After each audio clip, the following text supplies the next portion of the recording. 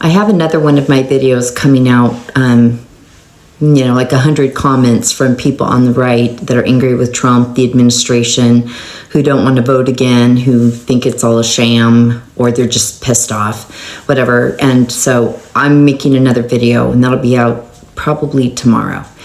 This video I'm doing because as I was going through Twitter and the other social media sites, I came across some videos.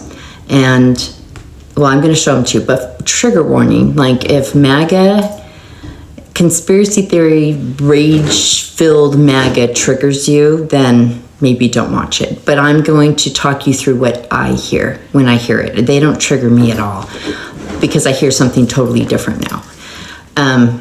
So I think it's an interesting thing to listen to because what I always am looking for is a shift in language and tone. And it is absolutely happening. There is so much infighting. I still need to make a chart to show you all the different groups and they're fighting with each other. Maybe I'll try and do that this weekend since I'm kind of on bed rest. So I'll work on that so you understand. I think you maybe need that context to understand how bad this is. But I think these videos are going to give you a real taste of that. So I found one, and that went viral. So then he did a follow-up one. And then I just found another guy's. So they're not exactly the same, but it's the same vibe. And it just shows me how fucked Donald Trump is. Not just by the left, but when you spread conspiracy theories, when you make bold claims, when you say you're going to take action, when you make it so, as a cult leader, you have to make the outside world terrifying. And when you say they're seditious and they're traitors and they're the deep state and they're the enemy within and they're here to destroy us and you don't do anything, well, because he can't. But when he promises it and then he can't, they're filled with fear and fury. And that's why you get the reactions you guys get when you're like, I just don't know why they freak out like that. It's because they're terrified. Whether they should be or not, they listen to so much propaganda, their brain is filled with it. They do not see anything the way that you see it. They hear it completely different, and they hear it in the context of we are in danger. They want to hurt us. They want to kill us. They want to take our lives. They want to hurt our children. They want to take everything from us. They want to ruin our country. They think they are doing the right things. They think Trump is saving this country. They are deep in this. I mean, I'm telling you, if you got rid of Fox News, Newsmax, OAN, or any of these sites, this stuff would be so cleared up within a month, 3 months max. I am telling you, I know people who finally were able to get Fox News off their parents' TV within a month. Totally different change. They are infiltrated with propaganda. And every time people fight with them from our side, and we attack them and we yell at them and make fun of them and we shame them, we reinforce their fears of us and how we want to hurt them. And I've tried reaching out to some of them like, no one wants to hurt you. We just want health care. We just want everyone to have a good job. We do want the rule of law followed on both sides. But no one's coming to hurt you. I promise. Not from our side. So, and now the infighting over there is like, are they going to hurt each other? This is wild. So I know you guys get triggered, but I'm hoping as I kind of talk through this, you'll see what I see and hear what I hear, because I don't get triggered really by it anymore. I think that's why I'm able to go in there, and because it's just so stupid. It's embarrassing, and it's just like, whatever. I just hope, I just really believe that Trump is doing such a bad job and he's damaging so much that he's the one that's gonna be on the chopping block. He's the one that's in danger, and I firmly believe that's part of why he has ICE dressed the way he does, and they've lowered the standards to nothing. Like if you're out of high school, I think you can even have a GED. Just go sign up. You can weigh 800 pounds, whatever. You don't have to read. You don't have to be able to write. You can have tattoos of whatever. Like they don't care because they need bodies. But part of that is because I think they know that the right is getting so pissed off that they need to look like they have a separate army to protect them.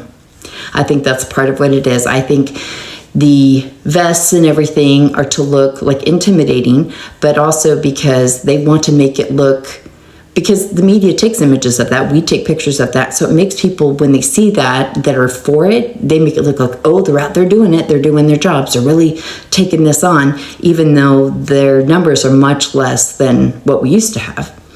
But it makes it look visually like there's something going on. And that's what Trump's all about, is the visuals of it, right?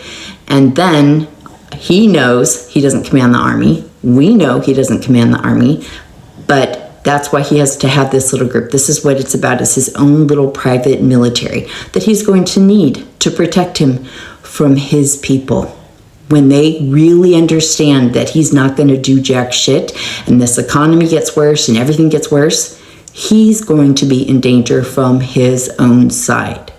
So with that, let's start watching these videos. You might want to turn your volume down because I'm about to cuss a lot. But what I'm about to say, I know millions of Americans feel this way. But this message goes out to President Trump, Pam Bondi, Kash Patel, GOP, the Republican Party. What the fuck is taking so long? You're about to complete your first year and no one has been held accountable of weaponizing the DOJ, the fraud that's been exposed, USAID and all that NGO money, the illegal immigrants who were flown to America on US tax-paying dollars. The motherfuckers from Afghanistan sent here who just killed our National Guard. No one has been held fucking accountable yet. And we're getting sick and fucking tired of waiting for accountability. And I don't want to hear that bullshit. Lou, trust the process. It takes time to build a case. No, fuck that. You're in your first year. We know what you know, and we've been calling this shit out for years now. And no one has been held accountable. Not Obama, not Biden, not Clapper, not Brennan, not Comey, not Pelosi. And we've known about this for years. And we're getting sick and tired of fucking waiting. We fought day in and day out the last 10 years with our hands tied behind our fucking back, bringing the truth to these stupid ass Americans who believe the bullshit from the left. We got you in that seat. We got them appointed, and then we got the GOP elected. While we were down and they were trying to lock President Trump up, they kept kicking us while we were down. Why in the fuck is the right or you guys giving these fucking people the kid gloves? Why are y'all being nice to these fucking people? Because they weren't nice to us. To this day, they're still not nice to us. They killed Charlie Kirk, motherfuckers. They try to take out President Trump. What the fuck are you waiting for? So that was fun. But do you notice how he's calling out the names of the administration? They hate the people around him. Like, you get the occasional whatever guy that's like, yeah, Pete Hegseth, he's going to war, he's doing the right thing. But overall, they don't like them. They don't like the tech bros. They don't like a lot of the billionaires. It's just, they're confused. Like, they're filled with propaganda, filled with lies and stuff, but a lot of them do want what the left wants. They're just confused, like the context is just off. The way I describe it is, in the first Indiana Jones, when that scary guy gets the medallion melted onto his hand, that's like the guide to see like the mystery, where the ark is, whatever. So they go down there and he shows the Nazis, they make a copy of what's on his hand, and then they make the beam of light that goes through it and it pinpoints it. So they go to find the ark. But then Indiana goes down and he puts the pole up and he puts the real medallion through there and the light goes through, and then they start dancing around. They're like they're digging in the wrong spot. It's the same, wanting a lot of the same things, but it's just the context is just skewed just a little bit. So it's like they're almost there on a lot of things. It's just the context is wrong. Then you hear him saying, like, I don't want to hear about the plan. That is very common. Like, if you guys say, be patient, just follow the plan, this is part of the process, I'm going to punch you out. They cannot stand it. They don't want to hear it anymore. They don't believe in it because they're like, oh, this is your first year, because that's what they keep saying. Like, it's just been 1 year. But a lot of them are coming back and saying, this is his 5th year technically. And so we should be a lot further along than we are. And he didn't do a lot of things he said the first term. And so he should have just been right on it this time. And we got him everything he wanted. And here we are. We're still not getting it. Then when he's talking about the part that, you know, we got you in there, then we waited for you, and we've been getting kicked every day. Like, we fight for you every day. That is cult speak. And that is because you're on these missions, right? You're on the sacred missions. You've got this goal. I call it the foundation of the cult. And for them, it was to get the deep state and to get the Rockefellers and all this stuff that's really conspiracy theory stuff. But they fervently believe it. And that's because they've got all these podcasters and YouTube channels and Fox News and OAN and Newsmax and all these places making them feel it's true, and they have algorithms thanks to the billionaires that reinforce everything. And you know, fucking Elon Musk, the conspiracy theories that guy spews every fucking day. Oh my God, he's really bad. And still a lot of them love him, but yeah, he's really bad. And again, when he's talking about them being kicked when they were down and things like that, that again is cult speak, because feels like a spiritual battle. That's why the things they feel so angry about, you don't actually see in person. It's just what their brain is seeing and the fight that they're seeing. And these podcasters and Fox News, everyone makes them feel their fight and flight and all this stuff. It has it on high alert all the time because they feel like they are fighting a war. And remember, a lot of them are religious, so and it is all connected. Then at the end, we have him talking about when the Trump assassinations and then Charlie Kirk. If you really loved your leaders, okay, or whether they're spiritual, I mean, they could be spiritual gurus, right? Or they could be self-help teachers. Anyone you feel like is taking care of you, has helped you feel safe, is trying to bring you a good life. Unfortunately, it's a dangling carrot, but people don't know that. They just think that these people are authentically trying to help, and then they think that another side is taking them out, to makes them feel like it must be true. Then I actually have talked to several people in the GOP that were on the fence about not voting for him until the assassinations, and they were like, I just thought if they really were going to try and take him out, what he's saying must be true. So whether it was real or not, it worked. And these people live in this world of, you've tried to take out our leader, the person that's trying to make everything good again. He's trying to make people safe. He's trying to usher in Jesus and all this stuff. Like, they really do feel so freaked out and so scared. And so while I went through a long period of rage with them, as most of you have, and as a lot of you still are, when COVID hit, before COVID, I could have conversations. I was frustrated. Like, I'd get in arguments and debates about Trump, but I was willing to sit and have conversations. When COVID happened, that flipped a switch in me. And then I became black and white thinking. They're all monsters. They're all evil. They should all be removed. Their children, everybody.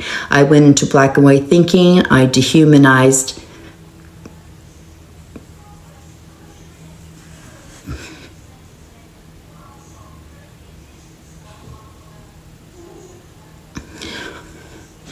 Something that has been uncharacteristic of me my entire life. And the reason I think I'm emotional about that is because it's not that I don't walk around with a heavy heart like these poor people, right? I don't about religion. Like, half the time I'm irritated, I feel pissed off, I get rageful just like you guys do, right? But also that rage was ruining my life, my health, my relationships with people on the left that were in my life. They're just like, we can't hate enough for you, Mom. Like, you want us to be focused on all the hate, the doom, the possibility of everything being terrible, how we're just going to have to end up taking them out. Like, that you want us to live in this world of civil war and despair and chaos, and we're just trying to get through the day. And there are people that are still willing to have conversations with, right? At that time, I wasn't. I didn't talk to my mom for 3 years, and then I went, I need to go talk to her because I was committed to having her see truth. I just was. So whatever I had to do, if I had to bite my tongue, all the patience in the world, I was going to do it, and I did. And she voted blue, and now, like, she can't see anything else. Like, now she loves to study and learn about history and all the things that she missed, because they are missing reality. They live in a different world, and the billionaires make sure of it. Their algorithms are so different. Everything they read, everything they hear is so different. Even when you show them things and try and prove it, there's a filter, and they see it through a completely different lens and context. So when people come in, you're like, wait, hold them. No, you said words, but the movie in their head didn't look like the movie in your head. That's the thing. That's the thing with cults, is it's all pre-programmed. Like, watch out for this, watch out for that. It's like stranger danger. They're going to offer you candy. They're going to pull up in a white van. They're going to say, come look at this puppy dog. And it's the same thing. We're like, well, come look at this information. Stranger danger, beep, beep, beep. They don't want to hear it. They can't hear it. It kicks up their fight or flight. They don't have a choice in that, right? None of us came here with a remote control. I didn't. If I did, I would be very different. Beep, beep, beep all day. Nope, you don't want to eat that candy. Beep, right? Does your life look exactly how you want? Well, if you had remote control, it'd probably look very different. And these people, until their brain has enough of a reason or feels safe enough to break out of it, or the people that they're being taught to be afraid of are kind enough and can teach them in a new way, they're trapped in this mind hell. And it is. And that is why they feel like they want to kill us. They want to hurt us. We've been fighting for you every day because it's like a spiritual fight. And it is fatiguing, it's exhausting, and it doesn't end. It just goes round and round in your head. It's in your body. It's awful. It is awful. So, the rage we feel over here, right? And we feel justified in it. And I finally processed through mine. Okay, I was going to play his next video, but I just watched it, and it's just more of the same, except, so he starts out like, yesterday I made this video and it went viral, which was like 1 million views across platforms. And so he's like, and people on the right were saying that I'm turning against Trump, and in no way am I doing that. I go hard in the paint for him every day, yo. He said that. So he's trying to say like, I'm still for Trump. So he says that, and I don't want the left twisting my words. I'm not twisting his words. I'm telling you what's behind the words because I was there. And then he's talking about, basically like, why should we be calm about this? Like, look what happened to our January 6ers. They lost their livelihoods and stuff. I helped one of them lose their livelihood. I sent the FBI to his house. It was awesome. So please understand, like, I have empathy or compassion in a way for the mental hell they're in because I understand it really well. And unless you've been in a cult, you can't say that you have. So I understand that. But that doesn't mean 911, I have a call to make because they're breaking the law, they're hurting somebody. That shit, no way. No, I'm all about law and order, even though I don't like cops. But I've been in that world. I do the work and I put people away because they hurt people. Hurt people. So they have to do their emotional work too at some point. Anyway, so he's talking about that. So he's trying to say like, no, I'm so hard for Trump. Ew, no homo. What's that they said? Okay, I'm getting delusional. Anyway, so he goes on, but then he just starts ramping up. They tried to kill Trump. They tried to kill Charlie Kirk. Why you mess around with these people? And that's the thing is they think this is real. And he's like, if you F around, like what happened with Comey's going to release a problem. They're going to come for all of us. They're going to kill us. If you fuck around, Trump, if your administration keeps fucking around, we are dead. They're going to kill us. And that is what they live in. So while he started to go like, no, I'm still hard for Trump, he went into screaming at him and his administration, like, you guys better do something. If you tell me one more fucking time, the longer the crime is gone, the longer it takes to fix it. I don't want to hear it. I don't want to hear it. We don't have time. They're going to hurt us. The clock's going to run out. You're going to be gone, and we're going to be left to deal with these demons that are going to come get us. And there's another one I saw, and I'm not going to play it either. But again, it's like they're going to hunt us down. And the first MAGA, like outside of my life, on TikTok that reached out to me. He'd seen my videos and felt like I was safe to ask questions to. So I do get their messages. The day they left was the day they saw Elon do the salute, which was inauguration day. And he and his mom and his mother-in-law and his wife were like, the fuck? That's a Nazi. And while, like I said, when we say it, it goes through a filter and it sounds like sabotage, manipulation. We're trying to convince them of something. We're trying to trick them. It has to come through either someone they can hear or deeply respect, or it has to come through their own witnessing of it in a way. And so I said, okay, well, so what? Did you tell other people? He's like, no, we haven't told anyone because we go to church with these people. We work with them. They're our family. Like, we don't want to be kicked out. We don't want everyone to leave us. Like, we don't want that, but we do want them to wake up because now we see it. And then as soon as you realize that, it's hard to go back and convince them because then they'll go, oh, you're being, blue pilled, I guess, whatever it is. And then they're like, oh, you're falling for brainwash. So they're like, they realize how tricky it is once they realize there's a problem. But he asked me, do you think at some point the voter rolls or whatever will be released and they'll see who voted for him? And I said, why, what do you mean? And he's like, well, are people going to come for me and my wife and my family and kill us? And I almost threw up. And I was like, what are you talking about? He goes, well, when people finally, they get back in charge, are they going to go find everybody that voted for him and take them out? And that's what they're hearing. So when you don't understand why they cling to what they do, they're trying to feel safe. They're trying to feel protected. They're trying to and get a life back that's been promised to them, or at least some resemblance of it, because this has just been chaos for so long. They want that back. They want something different. And this is really the only person promising it that looks like would actually do something. But this is where it's going to all turn on Trump, is because he's used conspiracy theories and he's used so many lies about all these people. Like, he's not going to be able to prosecute them because they didn't do anything, right? But they don't know that. So it just looks like Trump's just being relaxed. And on top of it, he's promising all these things like these mass deportations, which they're saying there isn't mass deportations going on. Biden and Obama did more. What's going on? And you got Nick Fuentes saying, oh, well, yeah, he's actually saying, oh, we're not going to let people in from these countries. But he's not stopping people from Mexico coming in, the Philippines, China, India. All the places are coming here and actually taking jobs. And he's saying, yeah, this little country, that's a third world country somewhere, they can't come in. He's like, that are no threat to us. But he's letting in all the countries that actually are taking the jobs. Do you notice that? He's just saying just enough to get people to believe he's doing something. And he's not going to do mass deportations or get rid of the HB1 visas, H1B, whatever, because he's got to make the tech bros happy. And Trump is doing this for himself. It's just a grift. So he has to make the tech bros happy. So he's going to say just enough, like, oh, hey, but I'm stopping the drug dealers. I'm blowing up their boats.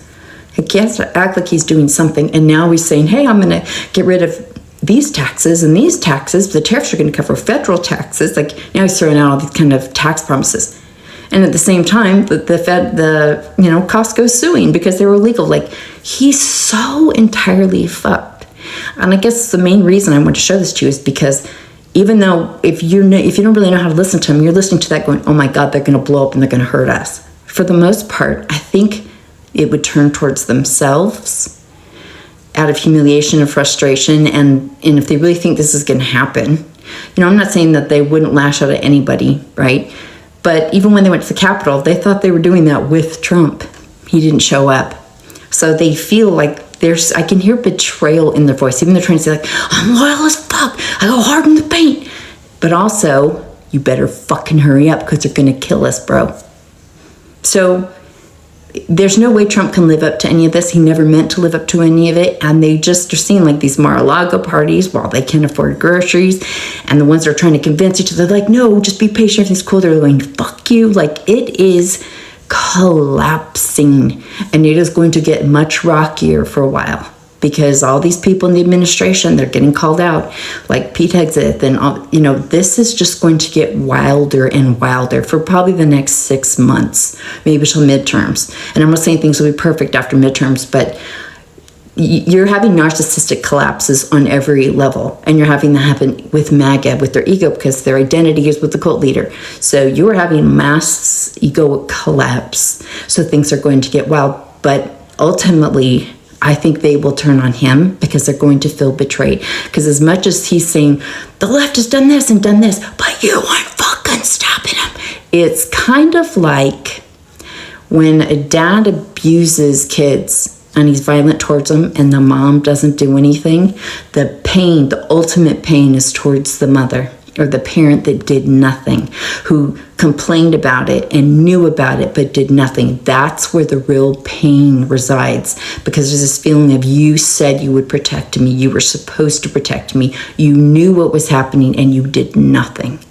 And that is where the pain gets directed towards. So to say Trump is fucked is a mild calm thing to say, because he really is.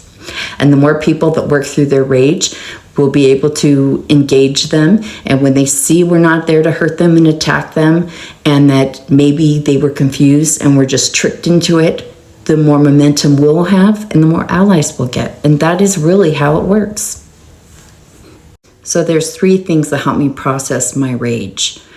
And number 1 was, I was raised in a cult, so I know what it looks like when cults are shifting. And then the first time I heard the words and the language start to change and that they were questioning Trump, a lot of it fell away, because I was like, okay, I have hope. We're not stuck.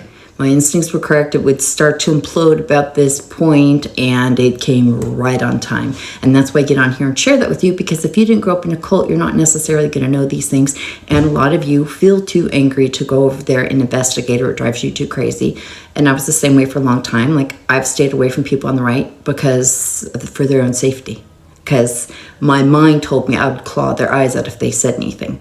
That didn't ever happen, but my brain was pretty sure that was going to happen. So for their own safety, I stayed away. But as I saw the language start to change in the very first person, then I knew it was all going to start falling apart. And I remembered, cults leave quietly. They're not going to make an announcement. So we're really lucky that we're hearing anything at all. The second thing is, I deeply self-reflect, probably too much, but I was like, the reality was I knew the way I was acting made it all worse. And even though I wanted to cling to my rage, that was never going to give me or my kids the future that I say I want. Like, I want this for everybody. And then I'm also like, an F you, F you, F you, F you, F your children, F everybody. I hope your life is horrible.